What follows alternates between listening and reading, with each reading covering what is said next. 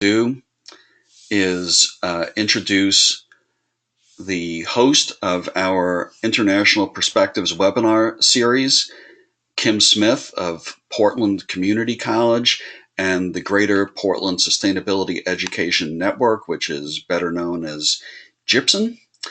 And this series that Kim has helped organize and lead presents sustainability leaders at the international level to the SCC community each month in a webinar, and today's webinar with Jung Byun from UNESCO is the second in our ongoing series. A few more words about Kim, who is an SCC Advisory Council member. Kim received her PhD in sociology from Indiana University in 2000, specializing in environmental sociology and social movements. She's taught sociology at Portland Community College since 1996, and she's served as PCC's Service Learning Coordinator, Teaching Learning Center Co-Director, and Training Coordinator for the Summer Sustainability Institute funded by NSF. She's the co-founder and former director of GPSEN, acknowledged as the Regional Center of Expertise and RCE on Education for Sustainable Development by the United Nations University in 2013. She also works closely with many nonprofits, including the Northwest Earth Institute and Hands On Greater Portland. She has long represented ASHE, the Association for the Advancement of Sustainability in Higher Education, at international level sustainability in higher education events, and she has served on ASHE's board from 2014 to 2017. She's also an international fellow with the U.S. Partnership for ESD, and she's a higher education envoy for United Nations University, and among other things has led the U.S. delegation to the UNESCO World Conference on ESD in 2014. She is committed to offering hope for a sustainable future through education, professional development, and civic engagement. And we are extremely lucky at the Sustainability Curriculum Consortium to have Kim leading this International Perspectives webinar series. I'm going to turn the role over to Kim. The floor is yours as I change presenters over to Juan. Wonderful. Thank you so much, Ira. It's a pleasure being a part of SCC and getting to connect with amazing leaders around the world who bring their expertise to our community. And I have the great pleasure of introducing Jung Byun to our webinar series today. She's a senior project officer in the section of Education for Sustainable Development in the Division for Peace and Sustainable Development at UNESCO headquarters, and is the focal point for the post-GAP planning on the future of ESD. Before joining UNESCO, she worked for 12 years at RCE Tongyeong, Republic of Korea, throughout the UN decade to promote ESD at local, national, and regional levels. And her work is focused on engagement of policymakers and stakeholders, mobilization of schools and young people. She co-founded Tongyeong Education Foundation for Sustainable Development in 2011 and the Tatara Center for RCEs in Asia Pacific in 2015, and has served as Asia Pacific RCE's regional coordinator between 2009 to 2014 to promote ESD among then 42 RCEs in the Asia Pacific region. I had the fortunate opportunity to go to RCE Tongyeong and visit the Tatara Center last week in Korea, and I highly recommend it. Like, it's so exciting to learn about this work, and they are absolutely leaders around the world, and especially in the Asia Pacific region. So Juan, welcome to our SCC webinar, and we look forward to learning from you. Hello, Kim, and hello, everybody. My name is Jung Byun, and I'm so privileged to be here today to speak about our experience back in Tongyeong. Today, I will be presenting the experience of establishing regional centers of expertise on ESD in this small town of Tongyeong that Kim mentioned. It's a small town on the south coast of Korea with a slight focus on the role of higher education institutions that in the process of its development. Before I begin, I was asked that I could use the webcam to say hello. So for those of you who can see me, hello from Paris. Just very brief. So before I begin, I would like to thank the organizers, especially Professor Kim Smith, for giving me this great opportunity to share my story. And I look forward to this further interaction with you throughout after this presentation.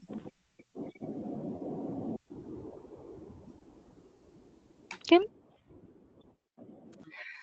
You're ready to go. It looks good. If you want to just advance your slides, feel free. Okay, great. So today my topic will be building a community of sustainable practice and the role of higher education institutions. And it will be around these three issues. I will begin my presentation with an overview of RCE Tongyeong to provide a contextual backdrop. Then I will discuss the role of higher education institutions in creating a community of sustainable practices in the example of Tongyeong. Please kindly note that this presentation is based on a paper that I wrote for United Nations University Institute of Advanced Sustainability on the co-creative process of developing a regional center of expertise. And although I am speaking in my personal capacity as former executive director of RCE Tongyeong, I've been asked to share some information on the global ESD work of UNESCO at the end. So I will close my presentation with a short introduction of the Global Action Program on ESD and the future plans for advancing education for sustainable development. So let's begin with a brief overview of RCE Tongyeong. I'm sure that most of you have never heard of this small city on the coastal town of south coast of Republic of Korea. It has a population of 140,000, and it is around 4 hours drive from the capital, Seoul.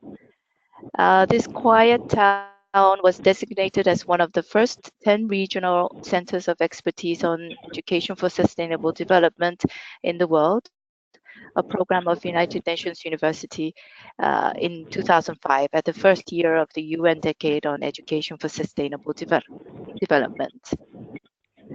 And why Tongyeong? This was a question that many people had asked, but Tongyeong has been well known for its beautiful marine environment with 500 islands and rich historical and cultural heritage. The people of this small city are very, very proud of their tradition and heritage, but at the same time, they've realized that they are faced with many sustainability challenges, especially in the recent days. So on the backdrop of this cultural, social, historical, and environmental heritage, these are some of the examples of these challenges and changes that local people had to face. For example, this well-known hub of fisheries industry was, and it still is, affected by depletion of fish stock and impact of climate change. People no longer could depend on the sea for lucrative prosperity enjoyed in the past. And socially, aging population with increase in the number of elderly people living alone became a cause for concern. And culturally, decline of traditional craft industry and loss of traditional cultural heritage due to the lack of interest among younger generation raised alarm among older generation. Education migration, seeking better schools, has become common among more wealthier families, and they would take their children outside of the city and move to bigger, larger cities to seek better education opportunities. And half of the schools on the islands have been shut down in the past 20 years due to population decrease. So these kind of issues provided a backdrop for establishing the first RC in Korea in this very small town. Regional Center of Expertise on Education for Sustainable Development is a global program of United Nations University. And since 2005, 158 RCs have been established worldwide by 2017. I'm sure there are more coming up in the near future as well. As an RCE is often explained as a network of education institutions to transform learning for sustainable development. RCE Tongyeong has been aiming to work with a variety of partners in formal, non-formal, and informal education sectors to overcome overlaps and create synergies. So this kind of network between these three sectors of education are what we are trying to do within the boundary of this small city. And we are hoping that through this kind of activities, we can prevent overlaps and also create opportunities for win-win situations for all the partners involved. And through its program with schools, civil society, government, private sectors, and youth, as well as international partners, RCE Tongyeong has reached more than 700,000 people in the 10 years period, and now is strong in its 14th year. 6 years since its start in 2005, RCE Tongyeong's executive secretariat transformed into an education foundation in order to ensure sustainability of its work. In 2011, we established our Education Foundation for Sustainable Development. And in 2015, a physical foundation, which is called Sejatra Forest or Sejatra Center for RCEs in Asia Pacific, was opened. The word Sejatra is not in fact Korean. It springs from the concept of harmony and balance, well known in Southeast Asian region, including Malaysia, Indonesia, and other countries. And the reason why we named this place Sejatra was because we wanted to promote Asian traditional wisdom of Asia and create a lifelong learning space to learn and acquire sustainable lifestyles with partnership with the international partners, especially including partners in Asia Pacific region. Various courses, including international exchange programs and fellowship programs, are offered. So for those of you who are interested, please contact them. And there are many interesting opportunities available in this beautiful center by the seaside. Okay, so this was a very basic outline of what that could bring about the overall context of this discussion. Now I move on to our main topic of how in our experience, we try to build a community of sustainable practice, especially with the help of higher education institutions in Tongyeong. So first of all, when we started in 2005, establishing Education Partnership for Change was the foremost important task that we had to face. And the initial idea of establishing an RCE in Tongyeong was proposed, in fact, by this university called Yonsei University, which is located in Seoul. And when they proposed this idea to Tongyeong City government, Yonsei University then partnered with a local higher education institution, Gyeongsang National University, College of Marine Sciences in Tongyeong, to draft a proposal to set up an RCE. And this was also the point where I, a person from Seoul, I've been born and raised in Seoul entire life, decided to go to Tongyeong as the coordinator for RCE. RCE Tongyeong was made possible through a strategic division of roles among the key partners. So the main key partners are Tongyeong City Government, Yonsei University, and Gyeongsang National University from its inception. The experts at Yonsei University from the Sustainable Development Research Team at Institute of East and West Studies provided overall guidance in developing the long-term strategy and organizational structure. And with its research links globally, Yonsei was able to continuously provide cutting-edge information, tools, and good practices to facilitate ESD activities in this small town. And Gyeongsang National University, the local university, had the advantage of local linkages and understanding of local sustainability challenges. The experts at this university from departments of fisheries, environmental engineering, energy, and business management provided direct interaction and leadership on a daily basis, especially as the members of the steering bodies of RCE Tongyeong. While the RCE benefited from the devoted contribution of these experts, the College of Marine Sciences also gained further recognition through engaging in local community-related activities through the RCE experience. And finally, the local government of Tongyeong and the local council provided funding and political support for the initiative. However, as the people in the elected seats of government change over time, the funding and support also became a cause for concern and a potential challenge along the line. So therefore, maintaining a healthy level of engagement with and sense of ownership among the local government was vital to the very existence of RCE Tongyeong. And under the board of directors, we established 3 key committees, which have been leading the entire operation since the beginning. The first one is the Citizens Education Committee, which consists of a network of non-formal, informal education institutions in the region. This committee members include key opinion leaders in the community, who also served to form the overall partnership and create and set the agenda for the work of the RCE. And the School Education Committee of RCE Tongyeong has ESD focal point teachers designated in all schools in the city from preschool to high school.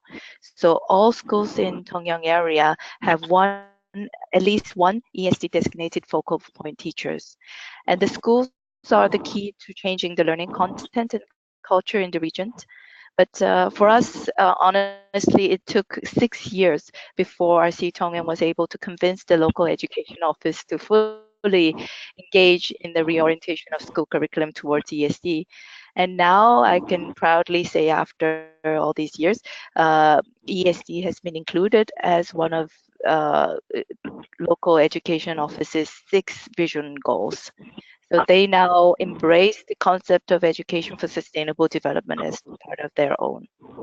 And finally, Policy Research Committee supports the work of the foundation with relevant research projects. Okay, so we have some bubbles to explain a little bit more in detail. And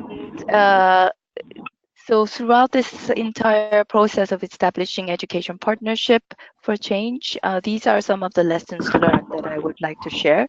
Over the past 12 years building the partnership for change in the local community, we've learned, first of all, that the importance of division of roles among the key organizers of the initiative based on mutual trust. In case of Tongyeong, the mutual trust and respect among municipality, Yonsei, and Gyeongsang universities that started from the highest level. And this enabled RCE Tongyeong to overcome many hurdles over the years. Also, we learned that the significance of laying the first stones correctly with a long-term vision. We realized that in establishing each committee, the strategy was always to start small with trustworthy members and slowly expand. And we were very cautious when considering short-term remedies, such as providing funding for projects or arranging trips for partners, because this can in turn, in a long term or mid-term, it can come back to us and in a more harmful way than a beneficial way. And a network was built on trust and shared vision, which can further have resilience in times of difficulties. So mutual trust, respect, starting small, taking it slow, being cautious with short-term remedies, and aiming for a lasting resilience was our lessons learned. Secondly, building trust with the community. Once key stakeholders were identified, the challenge was to build trust with the community. And as the coordinator, I would often visit them individually to listen to their interests and needs and to explain the vision of the RCE and upcoming challenges and agenda. We organized countless meetings, not only during daytime, but also over drinks after work. You can see on the slide that I put a picture of people drinking rice drink with some cherry blossom leaves on top. These are very typical brainstorming evening meetings that we have. We call it lightning meetings because they are organized in a spontaneous way. These were occasions for socializing, but also serious, open-hearted debate about current sustainability issues in the region and how to deal with them through the work of the network. So the members of the core group included primary and secondary teachers, professors in the discipline of environment and fisheries, practitioners in culture, youth, and women's organizations, and journalists from local media. In retrospect, I think that they all had in common the following traits. For example, they had a shared vision and a very strong belief in change, and a strong sense of belonging to the community. And of course, we along the way built mutual trust. And I can proudly say that these trust building occasions, mostly involving alcohol, created the strong, dedicated foundation for RCE Tongyeong. And creating a foundation of trust was at the core of the work. And in this light, engaging educators from higher education institution was crucial to initiate this interaction. I don't know if you are familiar, but in Korea, the Confucius tradition bestows a very high level of respect for teachers and professors. Thus, engagement of professors at the inception of the RCE provided credibility and a certain level of respect to the work. Not only the knowledge and expertise of the professors, but also their social status facilitated access to local leaders groups. They were able to address the concerns of specific groups, such as teachers, with their knowledge and understanding of the field through various training programs. And because the professors provided adequate information and training to help the teachers with their work, this also helped the professors to win their own confidence. However, often the faculty and the students from higher education institutions were not very much used to dealing with the outspoken local representatives who are often insistent on a certain point of view or interested in protecting their place in the community. So sometimes the vocal criticism from the local really befuddled them, and this created a learning experience for everybody involved. And from our experience, the only solution to this problem was an eye-level communication approach. It was important to openly discuss the thorny issues with partners, both informal and informal settings, and humbly listen to their stories, ideas, and negative feedback with respect. In a small town where everybody knows everybody else, people tend to remain very silent in formal discussion settings where they want to see what others are up to. And therefore, to truly reach the hearts of the partners and build trust, speaking in small groups in an informal setting was much more important. And to sum up, the lessons learned from the experience related to community include defining a healthy, knowledgeable, and trustworthy core group, which is the key to success of a local project. Secondly, the rest of the groups needed to be addressed according to their characteristics and proportional measures. And thirdly, in a regular in-depth communication with partners to build trust was at the heart of the operation. And with the higher education institutions involved, the key researchers and students were approached through existing channels of activities on sustainable development. And since only a small number of people were engaged in the field of sustainability or education for sustainable development at the time, it was fairly straightforward to locate potential partners. And then after locating potential partners, the faculty and the students who joined the project had motivations listed here. For example, a genuine personal interest in sustainable issues could often bring them to be engaged, relevance to their research topics, possibilities to locate funding for their research, improving their connections with our other partners in the network, and personal development and networking.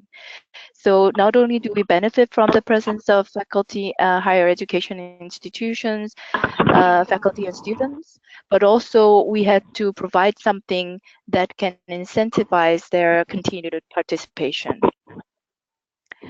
And thirdly, the benefits of being a member of the global network of RCEs organized by the United Nations University has been visible, especially in terms of communicating the significance of ESD programs to the local people.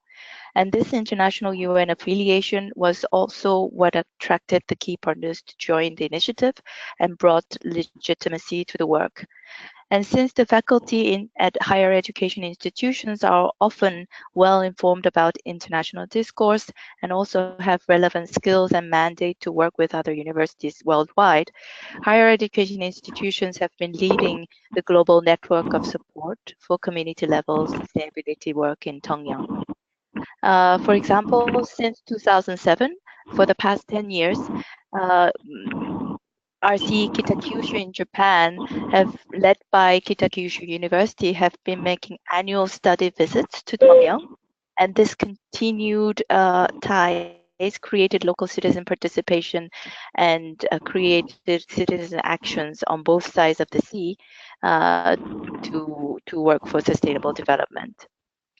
And for also joint student exchange programs and joint programs such as the one with University of Western Sydney in Australia. You can see on the slide on the right-hand side the photo of students of Western Sydney working with local students planting young rice plants in the organic rice paddies in the Sejahtera forest, or for example, student exchange programs with Gajah Mada University in Indonesia. Overall, RCE Tongyeong has played a leadership role with the RCEs also in Asia Pacific, and we have been promoting the Sejahtera Center for RCEs in Asia Pacific to support this international partnership and joint projects. And lessons learned. The role of higher education in building a community of sustainable practice can be summarized in these 2 points. Engaging higher education institutions with local community sustainability initiatives such as RCE is also beneficial for researchers themselves, who can gain a good source of evidence-based research with a holistic perspective and possible funding for future research relevant to the project. The partnership and collaboration between researchers and local groups can create a win-win synergy for both parties and bring better results.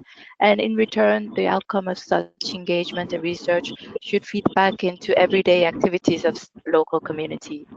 Especially in aging societies like Korea, where the number of higher education institutions are likely to come down because of low birth rate, community engagement also links strongly with lifelong learning and can become one of the major services an institution can offer to the society as a whole.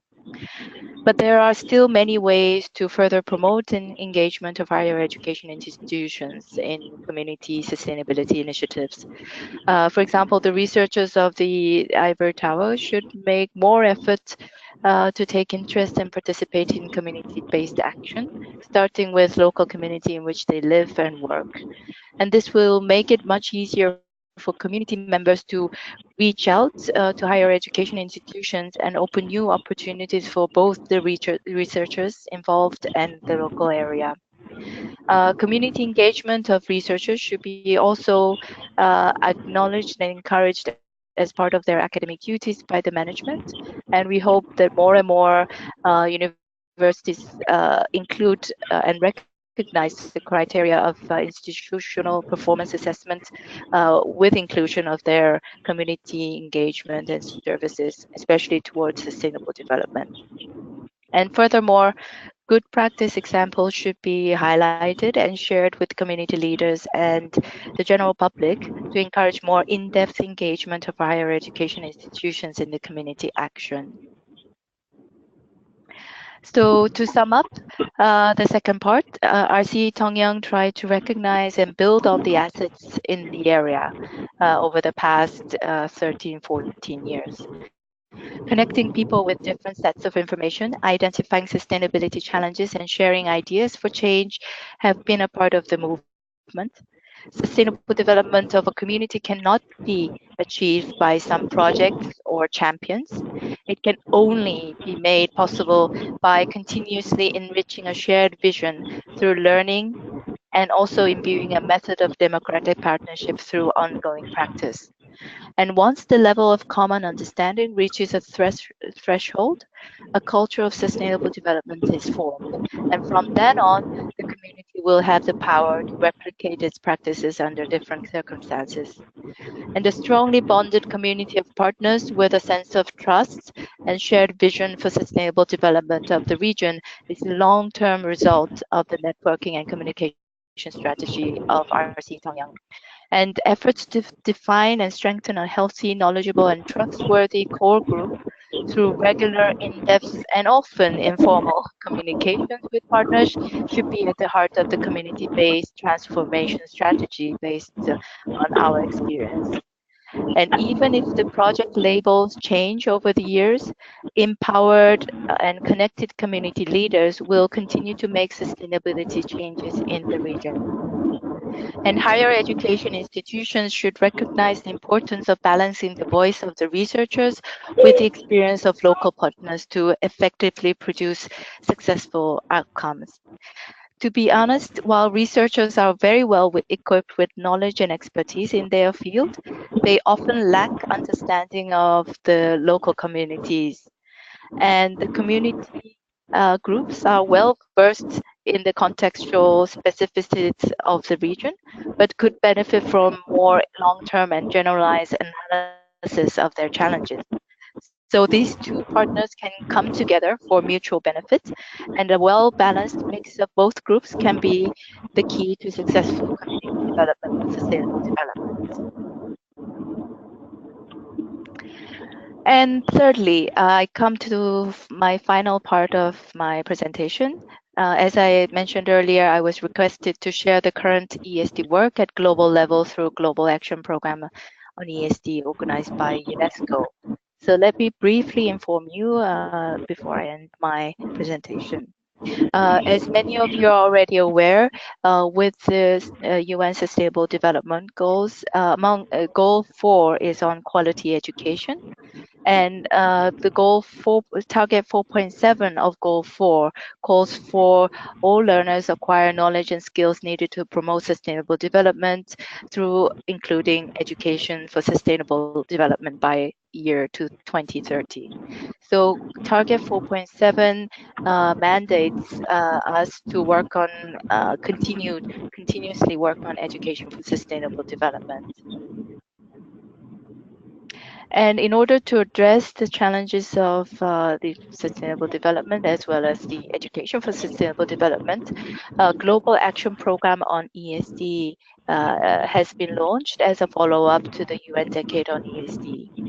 The goal of this global action program, or we call it GAP on ESD, is to generate and scale up ESD action to accelerate progress towards sustainable development. And it has been acknowledged and also by UN General Assembly, and UNESCO has been mandated by UN General Assembly as the lead agency for ESD and to have the task of coordination for GAP implementation. There are 5 priority action areas for Global Action Program on ESD: advancing policy, transforming learning environments, building capacities of educators, including teachers, empowering and mobilizing youth, and finally, accelerating sustainable solutions at local level. So these 5 action areas are the core and the basis of the current phase of GAP with partner networks and flagship projects. And currently, we are planning ahead after 2019, when the first phase of the Global Action Program ends. We will now begin. We will now need to devise the post-gap plan, and we call it the Future of ESD project. And the questions are how to build on the lessons learned so far, and what are the new emerging issues to be taken into consideration. And in order to do that, this year we are launching a series of consultation, including member states technical consultation in July in Bangkok. And the goal of this new phase or the future of ESD as proposed is ESD for SDGs. The recent UN General Assembly resolution recognizes ESD as an integral element of Sustainable Development Goal on quality education and a key enabler of all the other SDGs. So the new goal is to contribute to building a more just and sustainable world through the pursuing of the achievement of all 17 Sustainable Development Goals. And if you are interested, you can find out more through our recent publication, Education for Sustainable Development Goals, Learning Objectives, and also you can download many of other publications through our webpage. So this concludes, with this, I would like to conclude my presentation. In summary, I was hoping to share our experience in Tongyeong, a small town in Republic of Korea. And I hope that you can continue to share your ideas and also create partnership with the work that has been happening at community level throughout the world with the Global RCEs network. And for those of you who are interested in UNESCO's work on Global Action Program, please visit our websites linked on our page. So with this, I would like to conclude my presentation. Thank you very much for your attention. And we'll shift over immediately to Kim Smith with questions and a dialogue with Juan. Thank you, Ira. Juan, that was beautiful. Thank you so much for sharing your lessons learned as well as where we're headed. I know with the gap and the aspirations of the SDGs to achieve so much by 2019 and 2030 that we're all in this together. And so it's good to know that we are redefining ESD rather than just a target, 4.7, but as a tool to achieve all of the SDGs. And as you've highlighted, the important role of both higher education and communities to help achieve them. So I have a couple questions, and I know Ira will have a few as well. So maybe I'll do just a couple, and then Ira can go, and then I'll ask one or two more if we have some time. So you were very fortunate in terms of partnerships to establish a good relationship, as you noted, focused on trust and respect with the city of Tongyeong. Could you give us a few insights for other higher education institutions who'd like to collaborate with the public sector? How did you reach out to them and really sell them on the idea of ESD? Well, that's a very good question. Thank you. Because it really involves a lot of convincing work to engage public sector and bring them on board for this kind of work. And from our experience, some of the traditional backdrop that I already explained was partly due to the traditional respect that higher education institutions get from the general society. With the Confucius background, we have a very, very high respect for teachers and professors.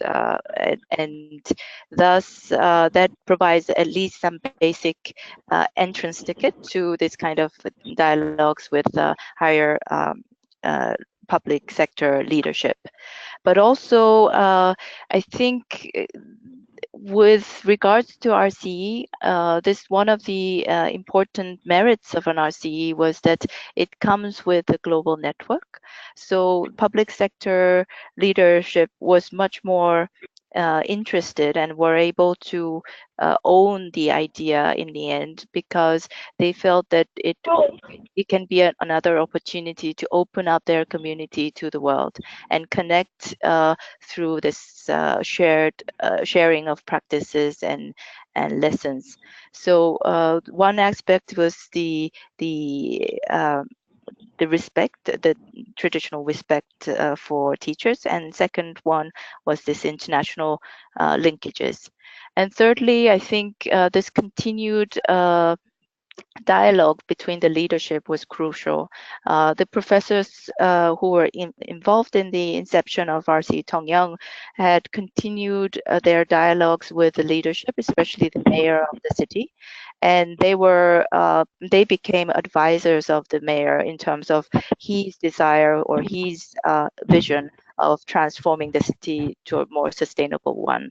So it is fortunate for us that we actually were able to connect with a leader who was already much interested in sustainable development as well. So I think for us, we luckily were able to meet these three criteria, and we were fortunate enough to have strong and continued partnership with the public sector. Yeah, that was really amazing to meet with your colleagues in Korea last week and learn about how much the city actually supports the Tatara Center with a budget. I know a lot of us would certainly like to have greater engagement with the public sector like that. But as you note, you worked really hard on building trust and respect. I think that it was particularly inspiring to recognize that that's necessary to be resilient, and recognizing how there are changes in issues in our communities and in our budgets, and therefore that hopefully puts you in a good place to weather some of the more rocky roads that possibly come over time. The second question, you had one of the other things that was very clear in the center, and you showed in some of your pictures, in addition to the global hosting that you have of different communities to the center, you have also done a lot of faculty training, and I believe trained like 30,000 students a year come through the center, which is an amazing number. Could you explain in terms of the partnership collaboration, both some things that you do to train teachers or professors, but also how do any of your higher education students and teachers work with the youth? There was some youth touring the RCE when we were there, and boy, there was a lot of fun energy. And I'm just wondering if the college students actually help the youth as well. So two questions: how do you train the teachers, and how do you connect the college students to the younger students? Okay. First of all, in regards to teacher training, I think over the years we learned that it is important to have a very systematic and institutionalized approach. So now we have, after some difficulties, of course, we have established a partnership network with the authorities in the Ministry of Education. So we are convincing the Provincial Education Office, which is directly under the Ministry of Education, to include ESD as part of their key teacher training course. And thus we are able to offer teacher training on regular basis, as well as organizing our own training sessions. So once this is institutionalized, there is a wider recognition of what ESD is all about, and more and more teachers are interested to become a part of this whole ESD community. So I think this official recognition and ties with the formal system has been very, very instrumental in bringing this about. And also in that regard, we have this partnership to provide education programs for third graders in elementary school, third, fourth graders. So they are in the region, in the wider provincial region. They are, as part of their extracurricular activities, they can choose to come to Tatara Center for their ESD courses. And this is also a fruit of very long discussions with the education authorities. And once it's institutionalized, we could more effectively deliver our message clearly throughout the entire south coast of Korea. And secondly, for this engagement of young college students in training youth, for example, one of our flagship youth program is called Bridge to the World. It has been going on for now 11 years, and every year we train young people in their junior high or high schools to come and learn about ESG, but also do experiential project-based work activities in their own setting with their own ideas. And these kind of project-based experiential learning requires well-trained facilitators to support them. And these facilitators are trained from our higher education institutions. The college students who are already interested in sustainable development or have been participating in our projects come and volunteer for this job. And also now, after 10-something years, we have alumni of this Bridge to the World grow up and go to college and return and play the role of the volunteers as well. So this kind of facilitation activity also provides learning opportunities for college students about ESG and sustainability in general, as they face various challenges and need to overcome many difficulties guiding this small group of very passionate young people. Wonderful. Thank you very much. So I have one more, but I'm going to turn it over to Ire, and who has been monitoring the chat page and might have some questions himself. Thanks, Kim, and thanks, Juan, for a great presentation. There have been some questions and comments coming in, and they basically fall, not surprisingly, into two different categories.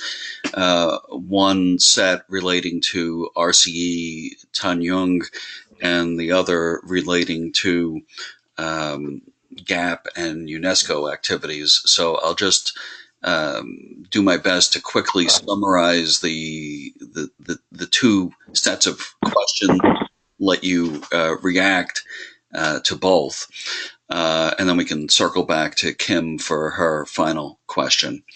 I think you've addressed this as you proceeded, but early on, several folks were asking for you to be more specific about the roles played by or the activities led by university level faculty in Tongyeong.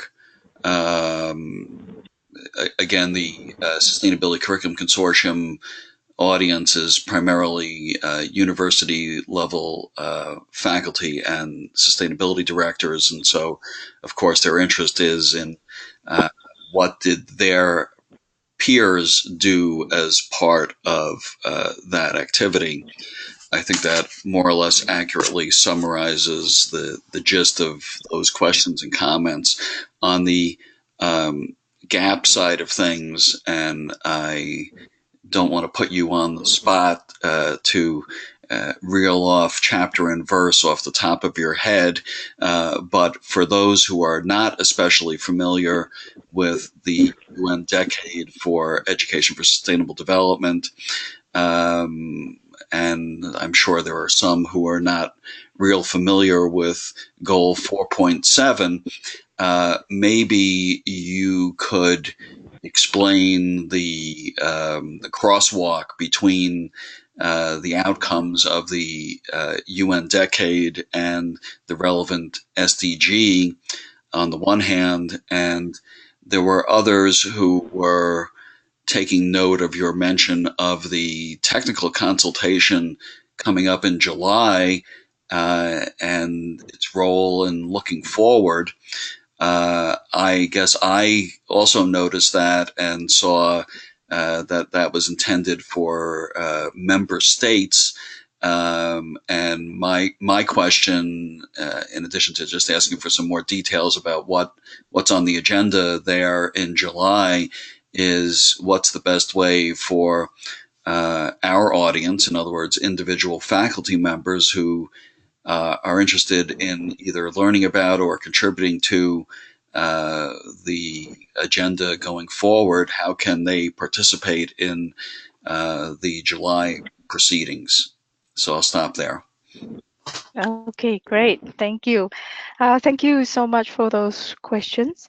Let's start with the first one on the actual tangible activities played by the higher education institutions involved in RCE Tongyeong. In fact, they have been involved in almost everything. They have played a very key role in bringing about and operating the entire network. For example, they would organize and support teacher training courses for all teachers of all levels through their lectures, and the faculty would come in and provide presentations and lectures on these topics of sustainable development, especially those faculty who are living and working in the local community are able to provide eye-level explanations of how, for example, climate change and these kind of things are affecting our daily lives in this particular local community. So teacher training is one aspect that they have been contributing throughout the entire 13 years. And youth project, for example, has been one of their key interests. And this is a point where they could directly relate to their own curriculum, because Gyeongsang National University Faculty of Environmental Engineering created a special course on education for sustainable development.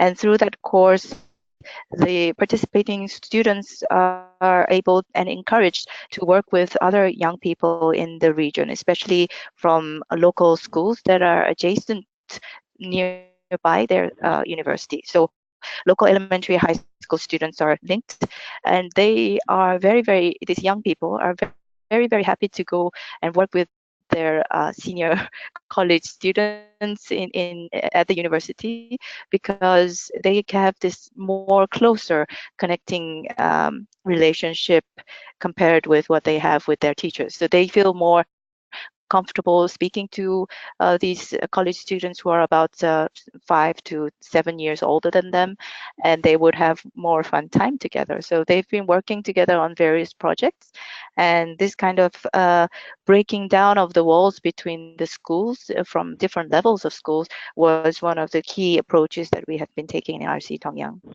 And thirdly, also higher education institutions have been critical in leading citizen activities on sustainable development issues in the region.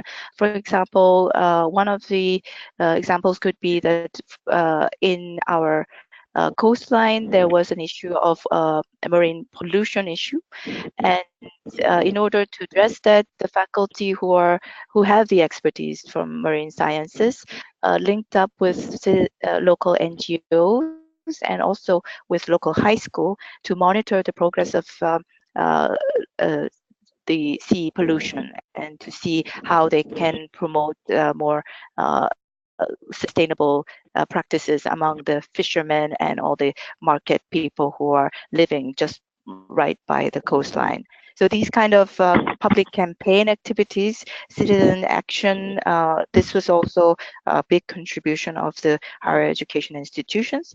And of course, policy level, they were the leadership of the RCE Tongyeong Steering Committee and Board, and they have been in contact with the leadership in the city government to convince them along the way and overcome many of the hurdles that we had to face. And also finally, they played as the role of the researchers and participated in our various research projects.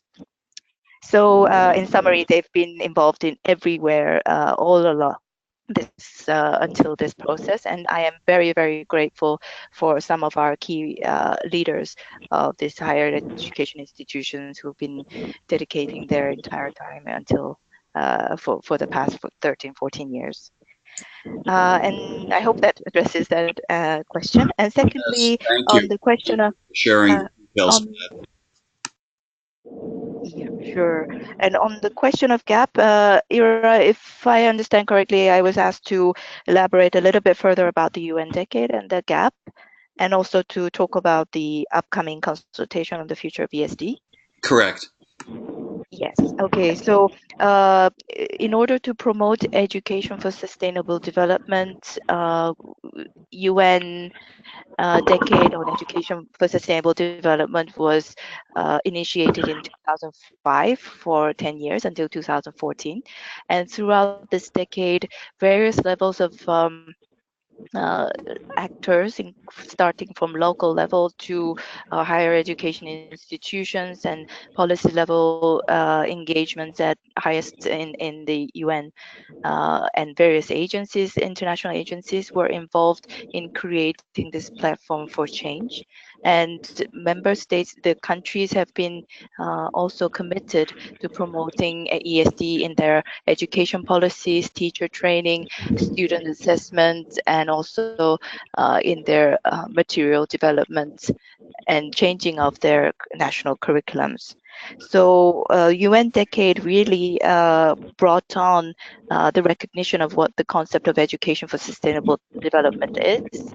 And based on this advocacy, we were able to move into more action-based approach with the Global Action Program on ESD, which started in 2015.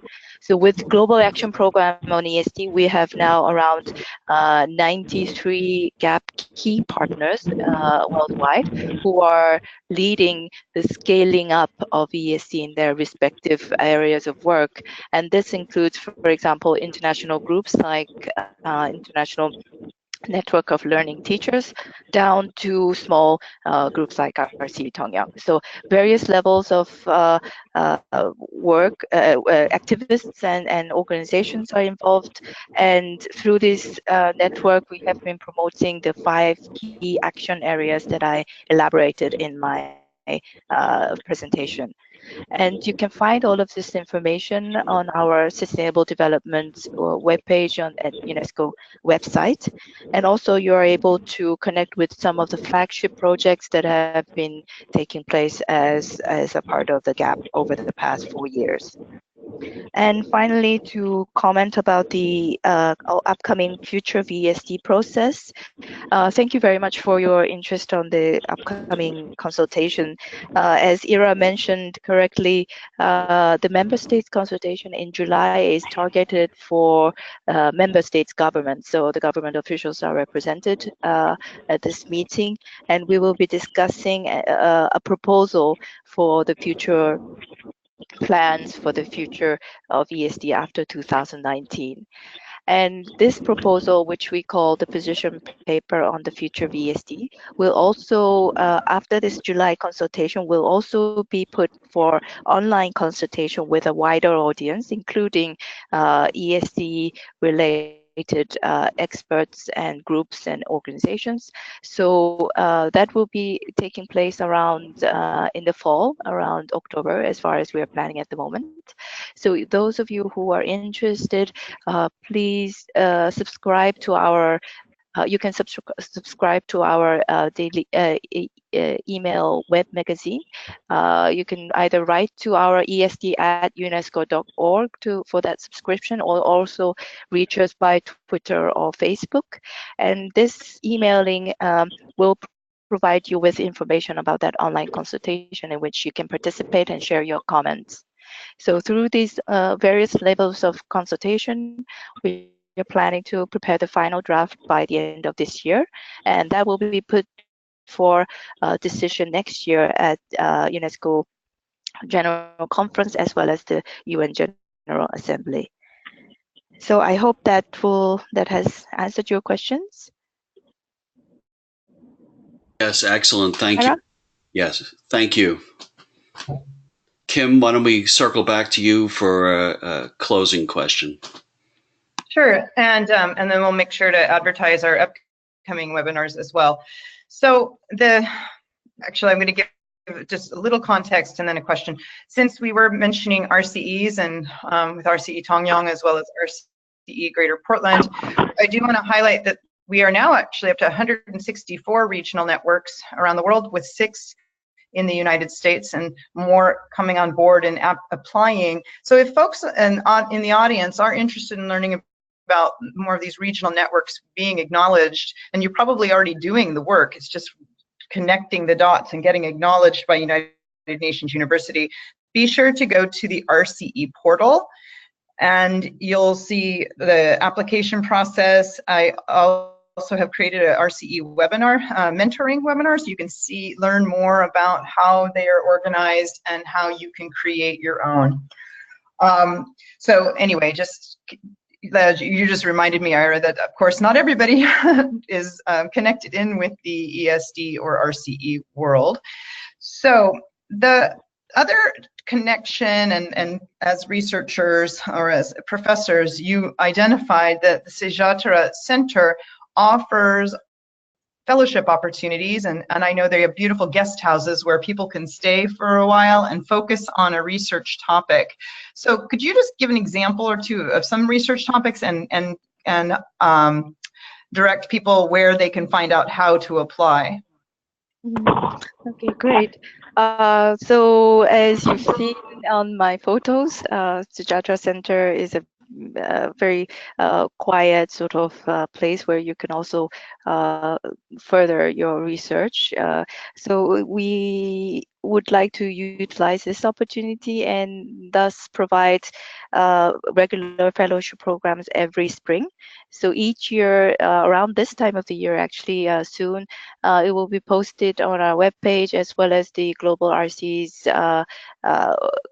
email networks, and also on the Global RCE network page, which is rcenetwork.org. So you will be able to find postings for call for fellowship applications. We invite researchers who are working on ESD, and there are no fixed themes that you can apply for, but just simply to connect with your existing work on ESD and also build up and try to make connections with the work of or the experience taking place in Tongyeong. And with this fellowship, you are offered a accommodation as well as basic facilities and environment for you to continue your research in the Tatara Center. And the time frame can be up to 6 months, between 3 months to 6 months. You can stay at the Tatara Center and enjoy the Korean scenery, but as well as working closely with some of our local partners who you will be meeting along the way. So you're very much welcome to apply for this fellowship.